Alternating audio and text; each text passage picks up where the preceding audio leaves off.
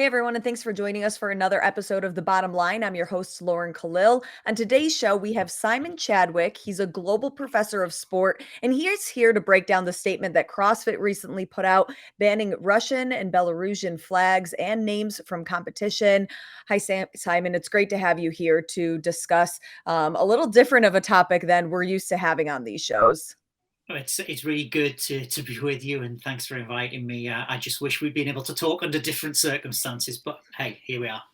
Yeah, but hopefully, if anything, we can just educate our sport community, our CrossFit community, a little bit more when it comes to some of these geopolitical questions that I'm going to ask you. But let's kind of first just start with a rundown of the international response when it comes to the sporting bodies of Russia and Belarus. What are some of the developments that we have seen so far?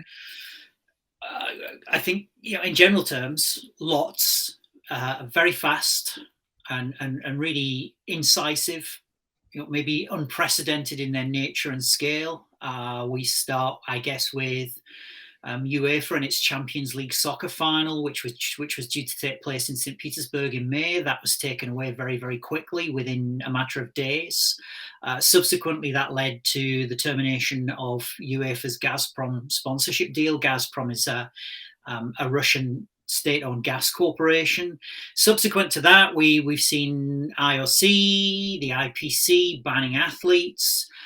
We saw Friday into Saturday the Haas Formula One team essentially firing one of their drivers, a Russian driver, and terminating a sponsorship deal with a company called Uralkali. Along the way, otherwise, all manner of different things. Roman Abramovich at Chelsea about to sell that soccer club.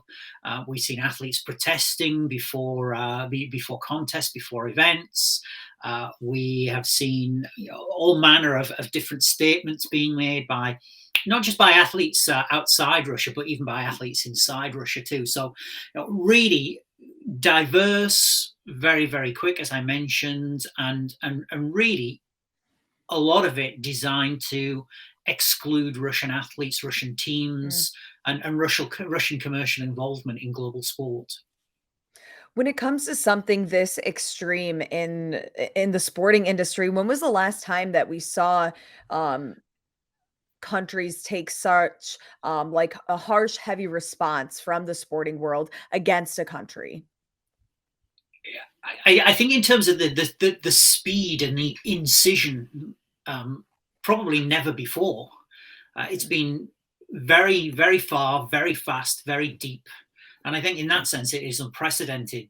But I think in terms of parallels that we might draw, the most obvious one to make is with South Africa and the apartheid era, when effectively sport, global professional sport at that point. And I think obviously keep in mind that global professional sport back then was actually somewhat different to how it is now. But nevertheless, we know that in essence, it was very, very difficult for anybody or anything to engage with South Africa in terms of sport. We saw teams and athletes being banned for going there. I think of golfers in particular. There were some golf tournaments that took place, but it was extremely difficult for golfers to go there and play golf because inevitably there were protests against these golfers. Very often they were called out. As an English guy, if we think about cricket, because that's something that South Africa and the British share in common. Effectively, if you were a cricketer playing cricket in Britain at that point, and you went to South Africa to play cricket, you were banned. That was it. Effectively, your professional career would be over. And I think too, in terms of things like sponsorship deals, it was very, very difficult for any company to become involved in sponsorship deals in apartheid era South Africa without it having quite profound and adverse consequences elsewhere in the world. So that is a parallel I would draw. But obviously, apartheid and what apartheid was about and what we're now facing in terms of military conflict, I think they are two different things, although as I say there are some similarities in terms of the responses that we've seen. When it comes to the statement that CrossFit issued saying that Russian and Belarusian athletes, they can still compete, but they can't use their flags or have their names on the competition's leaderboard. What are your thoughts on this? And is this in line with what we're seeing from other sports around the world? I have to say, it's actually, it might have seemed like quite a dramatic action. If you go back 2 weeks ago, you would have thought, wow, this is really strident. It's really strong. That's a very bold move on the part of the CrossFit community. But we saw last week the IPC, the International Paralympic Committee, made a similar such judgment Hmm. ahead of the Paralympics, which began in Beijing on Friday. Within 24 hours, the IPC had to backtrack on that decision, and now Belarusian and Russian athletes are completely barred from competing in the Paralympic Games.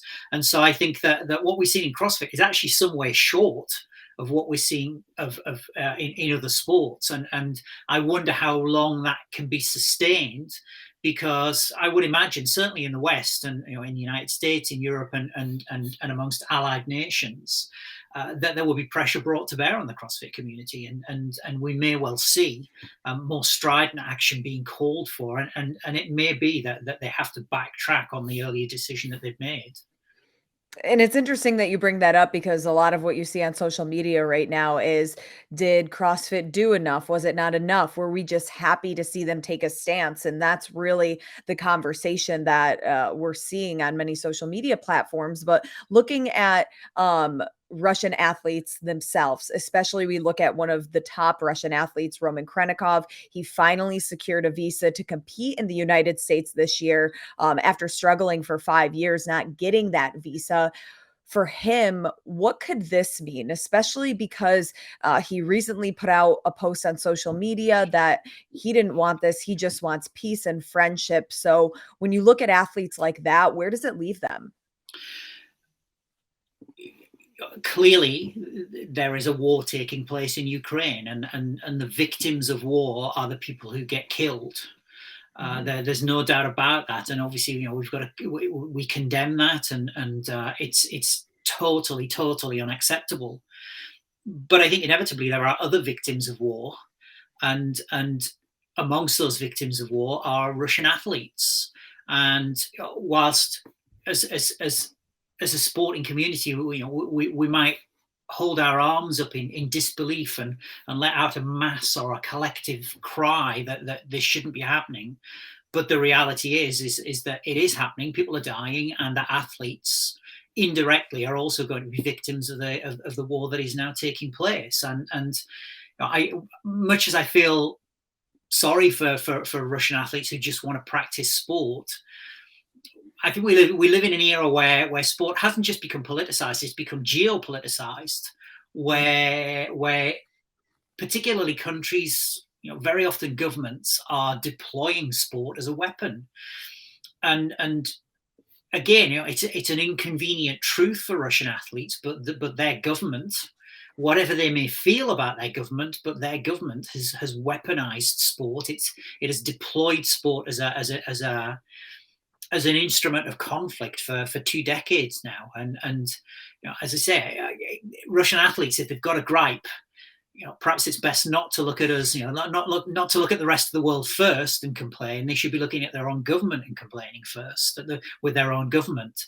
But as I say, my heart does go out to them because they just want to compete. But we're all suffering. We're all suffering to a Mhm. greater or lesser extent. It just so happens their suffering comes in terms of not being able to participate in competition. So when it comes to those athletes, where does it leave them in this geopolitical mess? I mean, they're athletes, not politicians. What should they do? I'm not entirely sure at this moment in time. There's a lot they can do, other than to you know keep training, stay fit, wherever possible, compete, and hope that the geopolitical temperature eventually dissipates, and who knows, maybe in 6 months or a year, possibly longer, that this dies down, and that Russia is invited back into the international and global sporting fraternity again. I think one thing that I would say to any Russian athletes who are listening to this or potentially might be participating in the future is I think things will be different. because I think the West has turned a blind eye for quite a long time to some of the ways in which the Russian government has used sport. And any illusions that the Western sporting community has had about Russian sport, and who's involved and why they're involved, and what is happening with Russian sport, those illusions now have been completely dispelled and dare I say even shattered. And so I think the re-engagement of Russia with the global sporting community will probably need to be on very different terms. And so Russian athletes will need to get used to probably a much greater level of scrutiny than arguably they've been subject to up until now. At the pace that all of this unrest is going, do you foresee CrossFit making a stricter statement, within the coming weeks or even early months? I keep saying this often when people ask me. I'm reminded of George W. Bush's axis of evil speech, which is you're either with us or you're against us. There's no middle territory. I think if you find yourself in middle territory, you're potentially going to get shot by both sides. And so for all of us, we're increasingly being called to take a side, and that area in the middle between the two sides, it's very, very difficult and dangerous terrain to navigate. And so I think in the end, the CrossFit community will have to call it one way or the other, and live with the consequences. I reiterate again, this is a war, and people lose things during the war, and by taking a position, then CrossFit will potentially lose something. But then, there are other people out there in the world who are losing even more. But as I said, I just don't see that there is increasingly less scope for sport governing bodies, for athletes, for sport communities to sit on the fence and not take a position. We're being forced to take a position. And what do you think the bottom line is with sports involved in the geopolitical mess? The bottom line is I think this kind of unfettered growth that we've seen in commercial sport over the last 25, 30 years has suddenly come to an abrupt halt. And what we've realized is I think the interconnectedness of the world. So for a lot of US athletes who are participating in CrossFit, they may see, what has Ukraine got to do with us?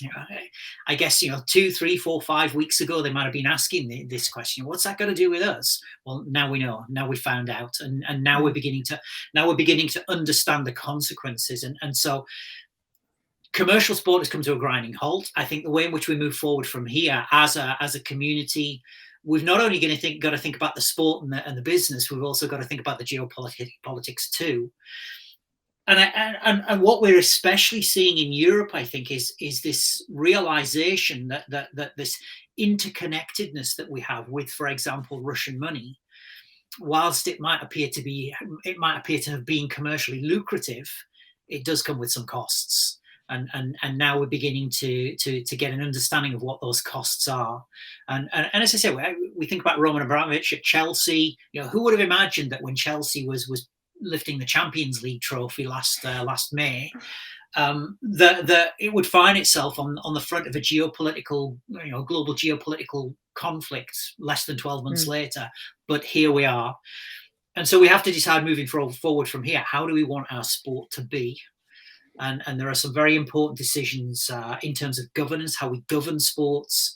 And I think there are some very important decisions too in terms of who gets involved, why are they getting involved, on what basis are they getting involved? How do we monitor and control people getting involved in sport when they may be far less interested in the sport and far more interested in, for example, sowing political division or accentuating a geopolitical point? So again, I've used this phrase already, it's an inconvenient truth. But for all of us, CrossFit and many, many others involved in global sport, we face an inconvenient truth, which is that I don't think moving forward from here, sport can be the same again. We've got to make some profound changes. Well, Simon Chadwick, thank you so much for being with us today, answering a lot of questions to just make us more knowledgeable on the topic, and we really appreciate it. Thank you. As I say, if only the circumstances could have been different that we spoke. But best wishes to you and best wishes to the community as well.